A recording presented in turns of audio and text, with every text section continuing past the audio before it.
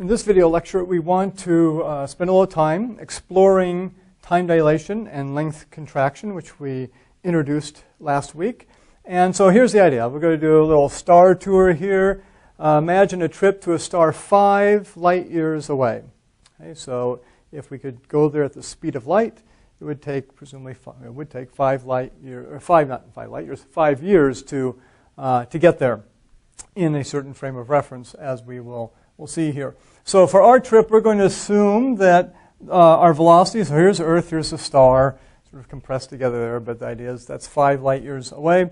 Here's, maybe it's Bob's spaceship, and traveling at velocity v, and we're going to assume v is 0.943 times the speed of light. The reason we chose that, it gives us a gamma factor of 3, so a nice even gamma factor there, Lorentz factor. So here's what we want to do, is we want to analyze the situation first from the perspective of an Earth observer watching Bob, so maybe Alice is on Earth, watching Bob travel to the star, and then analyze it from the rocket observer's perspective, frame of reference. That would be Bob in this case. So let's just think about this from somebody watching on Earth, watches Bob go by at velocity v, presumably he's had a lot of time to get up to speed here, so he's going nice constant velocity when he goes by.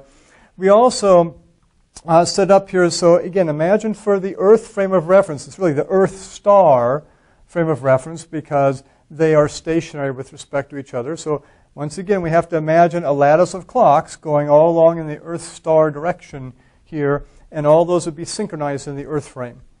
And so the idea here is that when Bob goes by Earth, we'll set it up such that the Earth clock, the clock on Earth, is time t equals 0, and Bob's clock that's going along with him is also time t equals 0 at that instant as he goes by. And all the Earth clocks are synchronized in the Earth star frame of reference, and Bob, too, has his imaginary lattice of clocks extending in both directions to infinity, and all those clocks are synchronized in his frame of reference, which, of course, in his frame of reference, he's not moving. He's stationary. And it's really the Earth and star system that is moving. And we'll get to that in a minute. But let's look at the Earth observer first and just measure, how long does it take at 0.943c, gamma factor 3, to get for Bob to get from the Earth to the star. So we have travel time here is simply going to be 5 light years, 5 Ly, for light years, that's the distance from the Earth to the star, divided by the speed, which is 0.943c, 0.943 times the speed of light. And as we talked about in a previous video clip here, nice thing about using distances like light years or even light months, light seconds, although typically we use light years, especially for astronomical distances, is that the speed of light is simply 1 light year per year, almost by definition. The definition is the definition of a light year is the distance light travels in 1 year, technically in a vacuum, which of course outer space isn't quite a perfect vacuum, but pretty close to it. And so we get 1 light year per year for c. So essentially we're just doing 5 divided by 0.943 as long as we're using units of years. If we were using units of light months here, then the answer would be, we'd have 1 light month per month for c, and the answer would be in months, and so on and so forth. So as long as we keep track, hey, we're using light years here, the answer of 5 divided by 0.943 is going to be the number of years, travel time, to get there. And if you do that, it comes out to be 5.30 years. Okay, and it's always good to check, does that make sense? Well, 5 light years, and it takes, you're not going quite at the speed of light, just a little less than the speed of light, so you would assume it takes a little longer than 5 years to get there, and of course that's the answer we get, 5.3. So that checks out in terms of how we think about that. Now, another thing we want to do here from the Earth observer's perspective, so that's the first thing. Second thing we want to do is, as Bob goes by here, as our rocket ship goes by, takes a photo right at that instant on the Earth star lattice of clocks. Takes a photo both of the Earth clock there and Bob's clock. They both read t equals 0. And then when Bob, the rocket, gets to the star, 5.3 years later, take another photo. And so in that photo, the star clock will read 5.3 years because this is from the Earth observer's perspective. And Bob's going along at 0.943 C. And when he gets there, 5.3 years have elapsed on the Earth-star system of clocks. And so the question then is, really, what does that photo show? We know the photo shows 5.3 years for the star clock. What does it show on Bob's clock as far as the Earth observer is concerned here? Well, this is where we think, okay, Bob's clock is a moving clock with respect to the Earth-star system. Time dilation factor is what enters in here. So in terms of what the Earth observer sees, say Alice sees as Bob goes by, is Bob's clock runs slow compared to the Earth-star system of clocks. How does it run slow? It runs slow by a factor of gamma. Remember, our basic equation is, we'll say, we've written it in different ways in terms of Alice versus Bob, moving versus rest frame. Here maybe we'll do rocket and lab frame, where the lab frame is the Earth-star system. Or actually, let's just call it the Earth frame. So delta T for the rocket here is 1 over gamma. The elapsed time on the rocket is going to be 1 over gamma times the elapsed time in the Earth star frame. Okay? And gamma is 3. We've set that up. So if delta T on Earth is 5.3, then the Earth observer sees, let's not use C, we try to avoid that, although we use it sometimes, observes, in this case, observes means photographs, so might as well say observes/photographs. Rocket clock at the star, and the time on that clock is going to be the elapsed time on the Earth clock, 5.3 years, divided by 3, divided by gamma. And so that's going to be equals 5.3 years over gamma, which of course is 3 here. And if you do 5.3 divided by 3, you get 1.77 years. Of course, I've worked out the numbers beforehand, so I can't do that in my head just automatically, but just remember the numbers we're using here. So that's, in other words, when Bob gets here in his rocket ship and the photograph is taken, the star clock, which belongs to the Earth-star last system, will read 5.3 years. The rocket clock will read 1.77 years. And then you're going, now, hold on a minute, wait a minute here. How can that be? Because Bob is going at 0.943 C, about 0.9 times the speed of light. It's 5 light years to get there. How can it only take 1.77 years for him to travel that distance? Clearly, he would have to be going faster than the speed of light, or it seemed so. And here's where we have to remember the different frames of reference and different perspectives. So now let's take a look at what the rocket observer says, what Bob, in this case, not says, but would see, would observe as it goes along here. So from the rocket perspective, and by the way, you may have noticed this already, this is very similar to our muon problem. In fact, really an exact analog, just another version of the muon problem. The muon problem is a version of this, although we're going to take this a little bit farther than we did with the muon problem. So, having that hint, then, think a minute, what does Bob, the rocket observer, see as he's traveling along in his frame of reference? And actually, that's a misnomer. He's not traveling along in his frame of reference. He's stationary in his frame of reference, and it's the Earth-star system that's moving with respect to him. The star is rushing towards him. And therefore, here's where another aspect comes in. That's not time dilation. It's length contraction for him.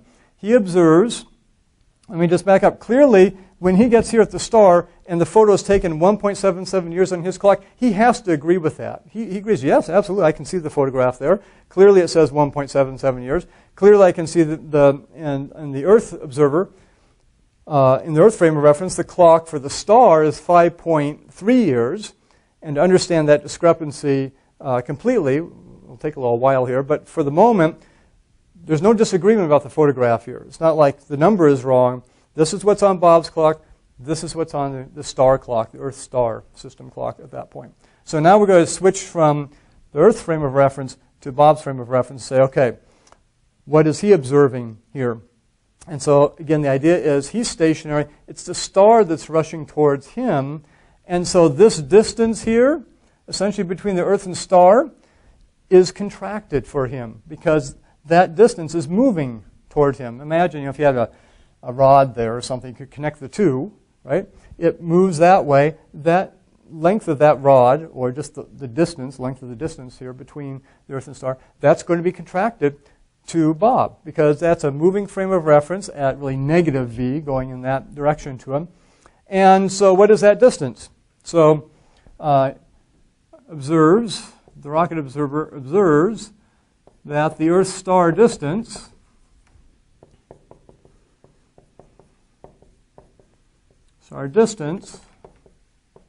is contracted. It's less than it is in its proper frame of reference, in its regular frame of reference. In other words, the proper length is shorter when it's moving. And so the proper length here in the Earth-star frame of reference between the Earth and star is not 5.3, it's 5 light years. Where do we put here? Up here. 5 light years. Okay? To Bob, however, the rocket observer, it's 5 light years divided by gamma. Because, again, in the moving frame here, and let's not get confused here with rocket and Earth. So I'm going to use moving and rest frame because you can switch back and forth between the frames. And in this case, for Bob, he's in the rest frame. It's Earth-star system that is moving. So the length in a moving frame is 1 over gamma times the length in the rest frame when it's at rest. And so when it's at rest, it's 5 light years. But Bob sees it moving at a velocity v, 0.943 c. And therefore, if he measures that distance, he's going to get 1 over gamma times 5 light years. And gamma, we've chosen to be 3. And so he sees, we'll call it d, the distance between the Earth and star. So we'll say DES, the distance between the Earth and star. It's not a very good D there. Sort of like a lopsided 0 or something. There we go, a little better D. Distance between Earth and star, according to, this is in the rocket frame now. The distance between the Earth and star in the Earth-star frame is just 5 light years. In the rocket frame, it is 5 light years divided by gamma, which is 3. And when you do 5 divided by 3, you get 1.67. Equals 1.67 light years. Okay? So to Bob, the rocket observer, he sees that distance as 1.67 light years. Okay? And now let's see, okay, so he's saying 1.67 light years. He's saying, I see the star rushing toward me at 0.943 c.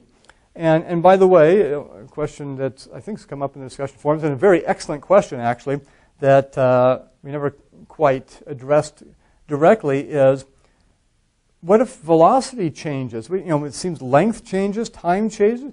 Does velocity change between frames as well? Do we have to worry about that? We'll actually be talking about that a little later this week. So we will see that the short answer is no. The velocity is the relative velocity between frames of reference, and it's going to be the same for Bob in this case, and the same for Alice, say, in the Earth-star system, the relative velocity between them. We'll see cases, though, where if, we'll do an example where Bob, say, has an escape pod, and he shoots off the escape pod from his spaceship at a certain velocity, then what velocity does Alice see that as? So we'll do examples like that. But back to our situation here, just to indicate, yes, v is going to be the same for either one of them. Bob, Alice sees Bob traveling along at v that direction. Bob sees the star moving toward him at 0.943 c as well. So from Bob's perspective then, from his frame of reference, he sees the distance that the star has to travel to get to him as 1.67 light years, because it's contracted by the factor of gamma. And how long does the star travel toward him until it reaches him?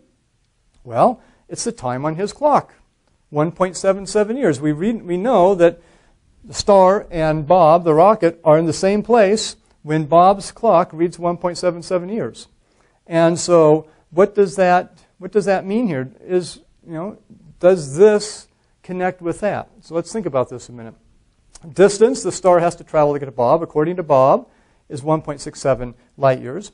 It's traveling at 0.943 c to him. So let's do that calculation. Let's just say that time for star to reach Bob, we'll say. So Bob is in the rocket. Time for the star to reach Bob is simply the distance divided by the speed equals 1.67 light years. 1.67 light years divided by 0.943 c. That's how fast the star is moving toward Bob and his rocket.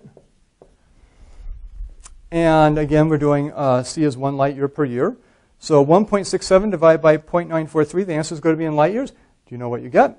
If you do it, you get 1.77 years.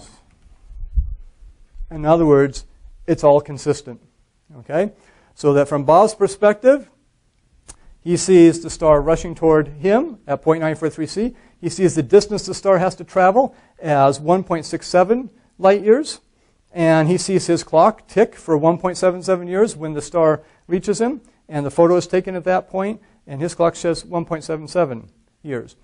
Meanwhile, of course, from Alice's perspective on Earth, she sees Bob traveling toward the star at 0.943 c. In her frame of reference, that distance is 5 light years. Therefore, it takes Bob 5.3 years. So when he gets to the star on the Earth star clocks, Alice's lattice of clocks there, it'll read 5.3 years. And Alice observes Bob's clock, though, running slow by the time dilation factor, and therefore observes Bob's clock to be 1.77 years. Okay? So in that sense, Alice says, it makes sense to me. This certainly makes sense to Alice. And she says, Bob, your clock is running slow. I don't know what the problem is over there, but I get it as 1.77 years. Meanwhile, Bob says, well, I don't know about this 5 light year distance you've measured, because to me it's clearly 1.67 light years when I measure that distance. But you are right, it takes me, because it's a shorter distance in my perspective. Obviously your measuring system is messed up, it looks like. But for 1.67 light years, at the speed the star is coming toward me, 0.943 c, it takes me 1.77 years. And therefore, at least they both agree that the 1.77 years is correct, although for different reasons there. Because Alice is saying, hey, your clock is running too slowly. And Bob is saying, no, it's not my clock that's running too slowly. It's your distance measurement that is messed up. But they both agree on the 1.77 years. It's a little more difficult, though, and this is what we're going to be heading toward this week to a certain extent, to explain how does Bob explain this 5.3 years factor here. So that's something we're going to have to do. But there's another thing here, too. We say, okay, sort of see how it hangs together. There seem to be some loose ends we're going to have to worry about. It's one of those things you have to just ponder as well and let it sink in for a while. And sometimes it just takes a while. I've been in classes before where they only sink in until after the class was done, unfortunately. But sometimes that's the way it is. But let's think about something here. Okay, let's go back to Bob's frame of reference, and he's observing Alice's lattice of clocks, the Earth star lattice of clocks. You can imagine a whole bunch of them there, all synchronized for Alice. But as Bob is observing that lattice of clocks go by, let's think about this a minute. Doesn't time dilation work in that direction as well? And the answer is yes. Works both ways. And so if Bob is seeing the elapsed time for the star to get to him is 1.77 years, how much elapsed time does he see pass on the Earth star clocks? Well, time dilation applies. This exact same relationship applies here, except let's make it a little more general here from what we had before. So it's delta t moving. Okay? In other words, I'm observing a clock in a moving frame of reference. Okay? And this is rest. So if I'm at rest, I'm observing my clock in my frame of reference, and then I observe a moving clock. That moving clock is going to run slow by the factor of gamma. So Bob, in his frame of reference, has his clock there in the cockpit with him. He's observing Alice's clocks rush by him in the Earth-star system as the star comes towards him. Therefore, he will see those clocks running slowly by a factor of gamma. And so when he sees, on his clocks ticking away nicely, 1.77 years, how much elapsed time will he see on Alice's clocks? And the answer is, we're going to have room over there, so we'll squeeze it in right here, say. Okay? So this is Bob's observation. Sorry, squeeze that in there. So that's observation of, we'll say Alice's. Okay, just remember Alice here. So here's Alice. Get her up here. Here's Bob. B for Bob. Bob's observation of Alice's elapsed time.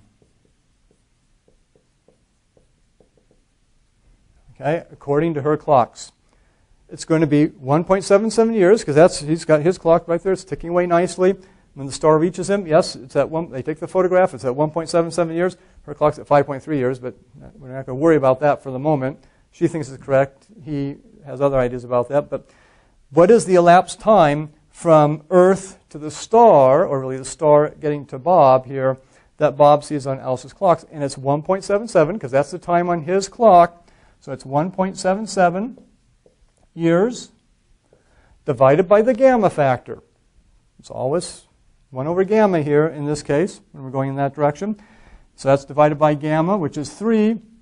And the answer you get if you do that is, I think, 0.59 years. And now you really go, huh? Right? How can this make sense? You know, we can sort of see, yeah, okay, I get time dilation. Alice will observe Bob's clock's running more slowly, and so instead of 5.3 years, gets 1.77 years, and sort of get Bob over here, the rock observer, the distance is contracted, right? And therefore, shorter distance, and therefore his clock will run for 1.77 years, okay? That. But then Bob, looking at Alice's clocks running slowly, just as Alice sees Bob's clocks running slowly, Bob is seeing Alice's clocks running slowly. By the factor of gamma, you get his elapsed time divided by gamma is 0.59 years. How in the world does, you've got 5.3 years. Isn't that the elapsed time on Alice's clocks? That's the elapsed time she's getting. How is Bob getting a value of 0.59 years for the elapsed time on Alice's clocks? And to understand this quantitatively, we're going to have to do some work this week. We're going to develop something called the Lorentz transformation, because that's going to help us understand this. Among many other things, it's useful for much more than just that. So it's going to help us understand this. But I'll give you a hint on it. And that is, when you're thinking about the special theory of relativity, you can't just focus on time dilation. As we've seen here, time dilation and length contraction go together in the analysis. Often from different frames of reference. In one case, you're using time dilation. From the other perspective, it's length contraction that is the issue. But there's a third thing here, too, that we cannot forget, and that is the relativity of simultaneity. That clocks synchronized in one system, frame of reference, are not synchronized in the other frame of reference, moving at a velocity via an inertial frame of reference. And that is the key to understanding this. And earlier on in the course, qualitatively, we talked about how leading clocks lag. That if you have two clocks, say, or a series of clocks moving past you at, obviously for this to really be observed, it has to be a pretty high velocity, but in principle it's for any velocity. As it's moving past you, if you're observing those clocks go by, the clock in front is going to lag the clock behind. The clock behind will be ahead of, time-wise, the clock in front. And that is the key to understanding this discrepancy here. And we want to be able to understand it quantitatively. We want to be able to show that add the numbers together in some way, and yes, you actually do get the 5.3 years back in. So to do that, we have some work to do this week, but this is, again, exploring time dilation and length contraction. Originally, I thought I would do this in a couple weeks when we talked about like the twin paradox, but I decided it was good to introduce it this week to try to mull over a little bit how time dilation and length contraction works, and also the relativity of simultaneity. So that's where we're heading over the next few video lectures, to do the Lorentz contraction and then do leading clock's lag in a quantitative sense, as well as looking at some aspects of velocity and so on and so forth.